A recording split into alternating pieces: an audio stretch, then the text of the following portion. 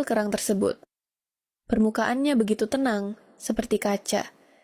Tiba-tiba, permukaan air bergelombang lembut. Seekor ikan besar melompat dan meninggalkan kilatan putih. Di tempat ia jatuh, mengapung sebuah kulit kerang indah berukir alami. Lanting mengambilnya sambil berlutut. Ia tahu roh air telah mendengarnya.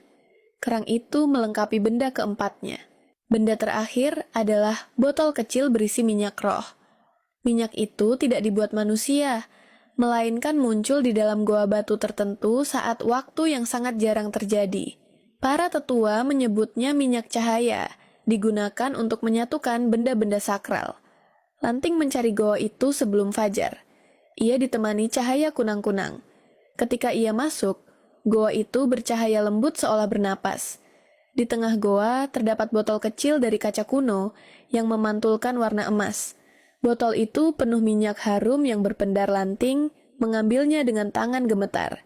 Kini ia telah mengumpulkan semua benda untuk menciptakan penyang. Perjalanan panjang membuat tubuh Lanting lelah, namun hatinya penuh keyakinan. Ia membawa 6 benda sakral yang dititipkan para roh penjaga. Saat mendekati desanya, angin terasa berbeda, seolah menyambut pulangnya sang utusan. Burung-burung berhenti berkicau sejenak. Suasana terasa tenang, namun syarat makna. Sesampainya di desa, para tetua terkejut melihat benda-benda suci itu. Mereka tidak menyangka Lanting bisa menyelesaikan perjalanan spiritual yang begitu berat. Para ibu menyalakan dupa, sementara para lelaki menabuh gong kecil sebagai tanda syukur. Lanting dipersilakan masuk ke rumah adat. Semua mata tertuju padanya tetua adat, kemudian berkata bahwa perjalanan Lanting belum berakhir. Benda-benda itu harus melalui ritual penyatuan. Ritual tersebut tidak mudah dan hanya dapat dilakukan pada waktu tertentu. Lanting harus bersiap menghadapi tantangan selanjutnya, sebab penyang tidak lahir tanpa pengorbanan besar. Para tetua adat mengadakan rapat malam untuk membaca tanda-tanda alam. Mereka mendengar suara angin yang membawa bisikan dari leluhur. Asap dupa naik perlahan, menggambar pola aneh di udara. Pola itu dianggap sebagai petunjuk dari roh. Mereka menyimpulkan bahwa malam ketujuh adalah waktu ritual penyatuan. Lanting duduk bersila di tengah ruangan, merasakan ketegangan yang memenuhi udara. Para tetua memintanya menjaga benda-benda sakral itu selama 7 hari. Tidak boleh disentuh sembarangan, tidak boleh dipamerkan, dan tidak boleh mendekati mereka yang berniat buruk. Benda itu harus tetap suci. Lanting menerima tanggung jawab itu. Sebelum rapat berakhir, seorang tetua tua menatap Lanting dengan tajam. Ia berkata bahwa kegelapan yang dilihat dalam mimpi bukan hanya ancaman simbolik. Ada sesuatu yang sedang bangkit di dalam hutan, sesuatu yang haus akan kekacauan. Lanting merasa bulu kuduknya berdiri. Pada malam kedua penjagaan, langit tampak berwarna merah gelap. Awan berputar di atas hutan bagaikan pusaran raksasa. Desa mulai merasakan perubahan aneh.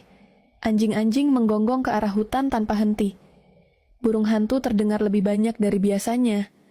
Ada firasat buruk yang menyelimuti semua Lanting bermeditasi di samping benda-benda sakral. Ia mencoba menenangkan diri, namun suara-suara berbisik muncul di telinganya. Suara itu terdengar seperti panggilan dari dalam tanah. Ia membuka mata dengan napas terengah. Namun benda-benda itu tetap bersinar lembut, seakan menolak gangguan kegelapan. Tetua adat datang menghampiri dan melihat kegelisahan Lanting mereka, mengerti bahwa roh-roh hutan mulai bereaksi. Namun mereka meminta Lanting bertahan, karena ujian ini adalah bagian dari proses penyucian. Lanting mengangguk, meski rasa takut perlahan memenuhi dadanya. Pada malam keempat, para penjaga desa melihat bayangan besar berjalan di antara pepohonan. Bayangan itu tidak memiliki bentuk jelas, seperti kabut yang hidup. Namun langkahnya berat, mengguncang tanah setiap kali bergerak. Orang-orang takut mendekat. Hanya terdengar suara geraman jauh. Lanting memandang bayangan itu dari kejauhan.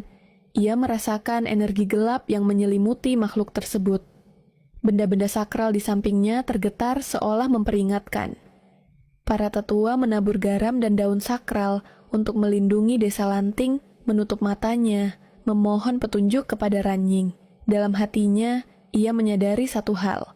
Bayangan itu mungkin adalah ancaman yang disebutkan roh beruang dalam mimpi, sesuatu yang harus ia hadapi sebelum Penyang benar-benar lahir. Dan ia tahu bentrokan itu tidak bisa lama lagi dihindari.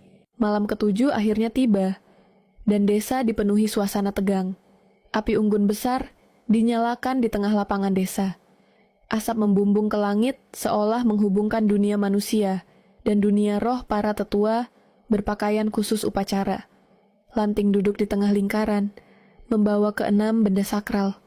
Angin bertiup dingin, membawa suara seperti lagu dari alam para wanita, menabuh gong perlahan, menciptakan ritme suci.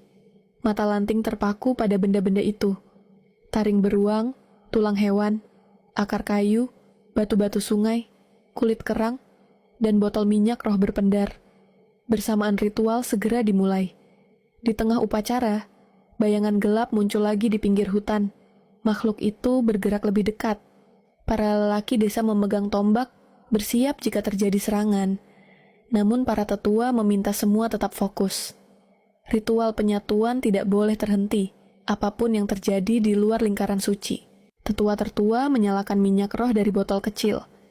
Api yang menyala berwarna biru keemasan. Ia meneteskan minyak itu ke atas taring beruang. Cahaya terang muncul seketika. Taring itu bergetar kuat, lalu meredup perlahan. Kemudian, minyak dituangkan ke tulang hewan dan akar kayu.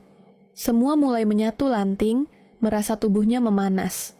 Seolah ada energi yang mengalir dari bumi menuju dirinya. Para tetua melantunkan mantra kuno dalam bahasa nenek moyang. Suara mereka bergema di seluruh desa. Batu-batuan dari sungai terangkat pelan, berputar di udara.